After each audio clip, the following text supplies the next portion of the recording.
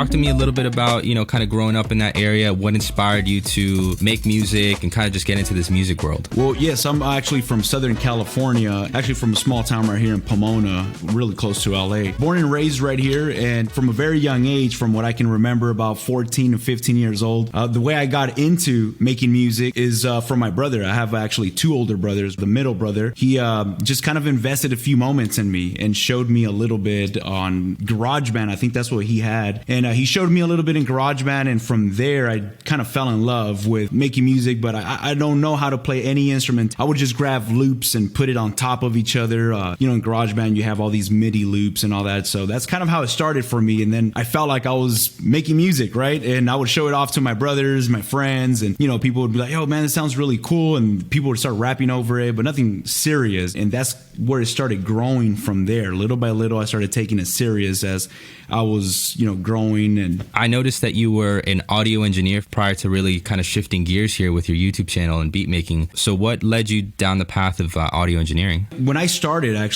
making music for my brother, I didn't know anything about music or audio. I didn't even know what a producer was. I was just a young kid, and I was like that annoying little brother that it's kind of like, "Yo, man, just hang out there, don't follow us." And I would just be making music, and, the beats that I would take, it started sounding, at first they were cheesy and not cool, but then it started sounding a little better, and it began to get better and better. Once I kind of saw there was potential, I kind of started thinking of what I wanted to do as I was going to graduate high school, and I knew I love audio. And at that time, back in 2004, 2005, YouTube wasn't even a thing. There was no such thing as social media. So for me, I knew being real with myself was, man, I got to be like a world-class producer to make it and actually make a living off of this during that time, because I was not going to live off of it. Yo, so this episode was brought to you by DistroKid, in my opinion, the best distributor for the musicpreneur. And if you want to start making a part-time or a full-time profit with your music, you have to start with the right distributor. DistroKid allows you to upload unlimited amounts of times for a flat fee of $19.99 a year. Of course, you can have some more add-ons and things of that nature, but starting at that price point, you really can't beat it. In fact, I'm going to go ahead and give you an additional discount on that. Go ahead and sign up using my VIP link, distrokid.com/VIP/Nico Santana for a percentage off of an already unbeatable price. In fact, they've actually released a new feature called Mixia, and although it's not included in the yearly membership plan, you can add it on and you'll be able to upload your music to get it sounding just right with the right mix and master. You can upload as many times as you want for the flat fee of $99 a year, and it's made super simple for the novice or for somebody who's never really looked into mixing and mastering their own music. So go ahead and check out DistroKid, distrokid.com/VIP/Nico Santana. Now back to your regularly scheduled program.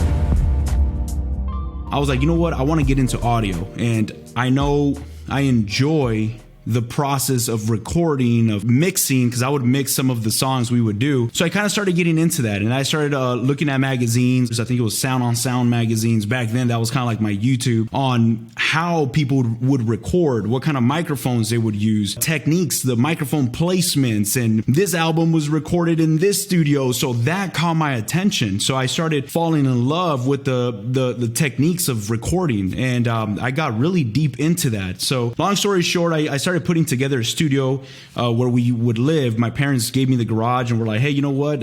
Start building your studio, your recording studio." So little by little, I started building. And the way I started with recording bands, it was actually funny because I would make beats and I would record my friend rapping on the beats. Sounded like garbage, and none of the audio quality was good. But I think it was like a local band, somehow they heard one of my CDs. Had nothing to do with their style of music, but they approached me and they said, "Hey, you know what? You record music. We heard one of your CDs. Could you record our next album?" And I was like, "Yo, man, I don't have anything to record a band. I only have one microphone. I had a 2-channel interface, and this is like a full-blown band." So I pretty much told them the truth. I was like, "I don't have any recording gear, but if you guys pay me by getting me at least the foundation on how to start recording a band, we'll just call it even." So they bought me like the basics. I think I had like a 003 from Digirac or something like that, which came with 8 inputs. It was an audio interface. And then I got like some really cheap microphones. And with that alone, I was like, all right, cool, let's start recording. And yeah, it was just recorded drums, bass, pianos, vocals. And yeah, it sounded so bad. Like I was so embarrassed, but they were happy with it. And then once they pushed that out, word of mouth happens. And so other friends from them were like, hey, you know what? Who recorded your album? And they would start coming to me, and I started kind of taking off from there. And I was just learning as I was going. I didn't really know what I was doing, but I was just, again, reading magazines, doing my research, how this was recorded. And I was just learning trial and error. And these bands, not to talk bad about them, but they weren't really known bands. They weren't big artists. So for them, just having me on the side was good for them. And I was like, all right, cool. Well, I'm learning from them. So that's kind of how I got into recording. And obviously mixing came along because I was mixing their albums since they weren't going to pay anybody else to mix it. So that helped me a lot when it came down to the audio side of things. Golly, man, I had to take a quick break right there. All right, musicpreneurs, this was a clip from a full episode featuring Malo Beats, episode 22. Go ahead and check out the full episode right here. And if you enjoyed this, let me know in the comment section below. Watch the full episode, of course, and sign up to our community, patreon.com/Nico Santana. The musicpreneur tier will give you access to a bunch of features and a bunch of resources and a community so that you can take your music passion and turn it into part-time or full-time profits. My name is Nico Santana. Much love.